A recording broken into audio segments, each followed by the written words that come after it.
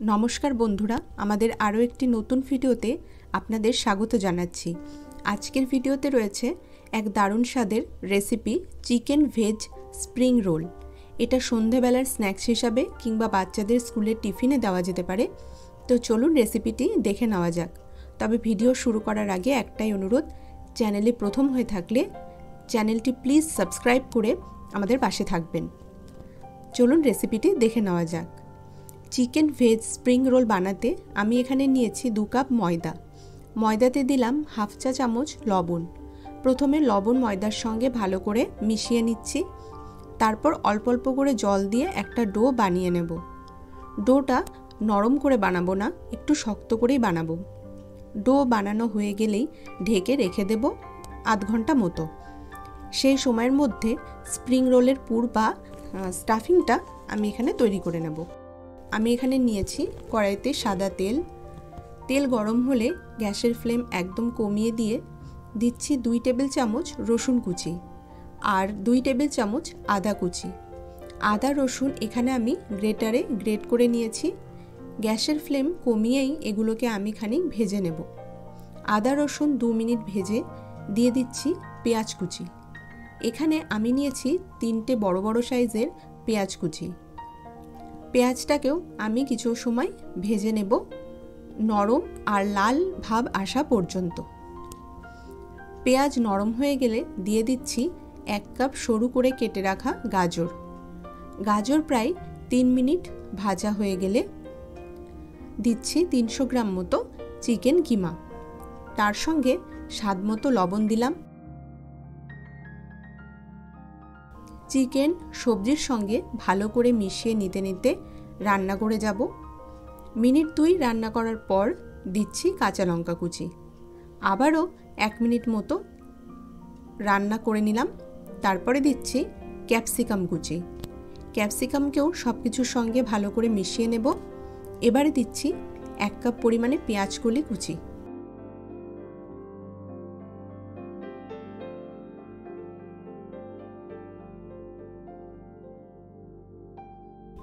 পেঁয়াজকলির পর এখানে দিলাম বাঁধাকপি।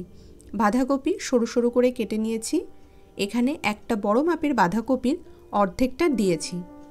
এবার সমস্ত কিছু 6 থেকে 7 মিনিট ধরে রান্নাটা করে নেব, যাতে এগুলোর মধ্যে কাঁচা ভাব চলে যায়। দেখুন বন্ধুরা, এখন দেখে বোঝাই যাচ্ছে সব কিছু বেশ ভালোভাবে সেদ্ধ হয়ে গেছে। এখন আমি এর মধ্যে দিচ্ছি 1/3 কাপ টমেটো কেচাপ। টমেটো কেচাপকেও সমস্ত সবজি ও মাংসের সাথে ভালো করে মিশিয়ে নেব। কেচাপ সমস্ত উপকরণের সাথে ভালো করে মিশিয়ে নেওয়ার পর এবার দিচ্ছি 2 চা চামচ সয়া সস আর 1 থেকে 1.5 চা চামচ মতো গোলমরিচ গুঁড়ো।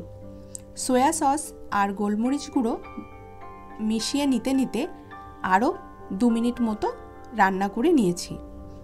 আর তার সাথে সাথে আমাদের স্প্রিং রোলের পুরটাও কিন্তু একদম তৈরি হয়ে গেছে।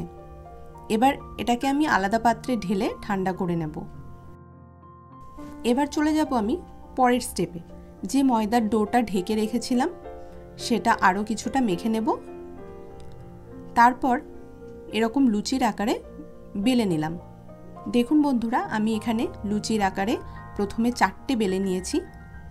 এবার একটার ওপরে সামান্য তেল দিয়ে নিলাম।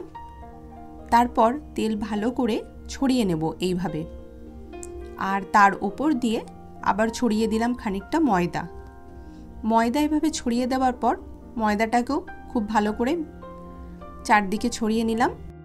এবারে দিচ্ছি আর একটা বেলে নেওয়া লেচি এর ওপরে, এবং এইভাবে আগের মতো তেল ও ময়দা দিয়ে নেব।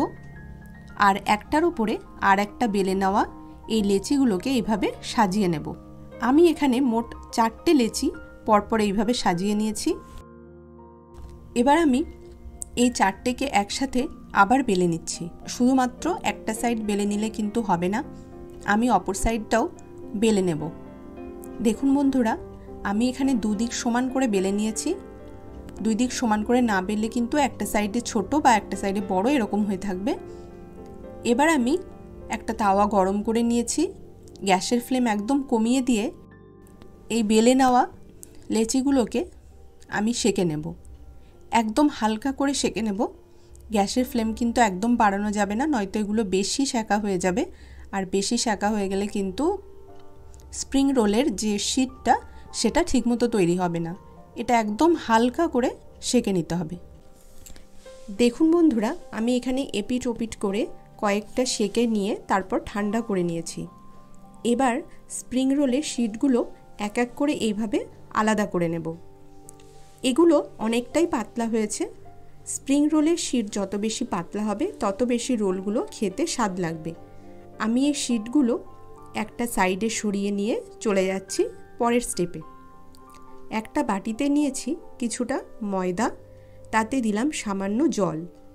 এবার এই জল অ্যাড করে একটা ব্যাটার আমি বানিয়ে নেব। এই মিশ্রণের ঘনত্ব যেন খুব বেশি পাতলা না হয়, সেরকমভাবে একটা মিশ্রণ আমি এখানে ময়দা আর জলের তৈরি করব। দেখুন বন্ধুরা, এই মিশ্রণটা তৈরি করা হয়ে গেছে, আর এটি আমাদের কাজে লাগবে স্প্রিং রোলের মুখ আটকানোর জন্য। এবার আমি নিয়েছি একটা রোলের শীট, আর এই শীটের একটা সাইড করে দিয়ে দিলাম 2 চামচ আমাদের যে তৈরি করা পুর ছিল সেই রোলের পুরটা। এবার এইভাবে র্যাপ করে নিয়ে ময়দা আর জলের যে ব্যাটার আমরা বানিয়েছিলাম সেটা এইভাবে দিয়ে দিচ্ছি, যাতে রোল করার পর আমাদের এই স্প্রিং রোল কোনোভাবে খুলে না যায়।